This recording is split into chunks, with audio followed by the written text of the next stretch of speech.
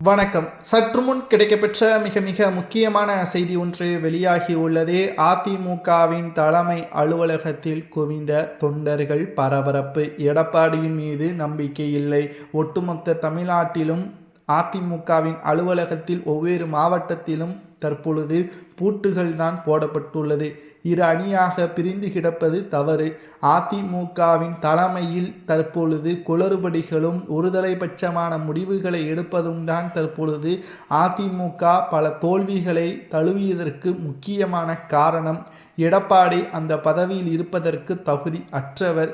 கடந்த 2019 இருந்து 2026 வரை கிட்டத்தட்ட 11 முக்கியமான தேர்தல்களில் அதிமுக தோல்வியடைந்ததோடு இந்த சட்டசபை தேர்தலில் 3வது இடத்திற்கு தள்ளப்பட்டுள்ளது. இனியும் அதிமுகவில் எடப்பாடி தொடரலாமா என்ற கேள்விற்கு ஒட்டுமொத்த நிர்வாகிகளும் வேண்டாம், புதிய மாற்றம் தேவை.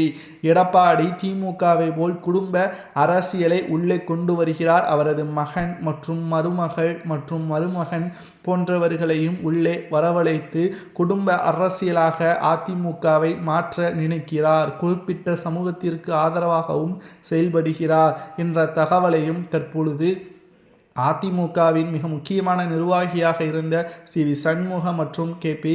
முனுசாமி அந்தர்பல்ட்டியும் அடித்துள்ளனர். ஒற்றுமையாக இருந்த அதிமுக பிளவுபடுவதற்கு காரணம் 234 தொகுதிகளில் 200 தொகுதிகளில் வெற்றியடைவோம் என்று எடப்பாடி எங்களை மோசடி செய்துவிட்டார். களத்தில் அதற்கான ஏற்பாடுகளை செய்யாமல் எடப்பாடி பழனிசாமி அவர்கள் எங்களுக்கு துரோகம் செய்துவிட்டார். தற்பொழுது 3வது இடத்திற்கு வந்தபோதும் கூட தனி பெரும்பான்மை எந்த ஒரு கட்சியும் வகிக்கவில்லை.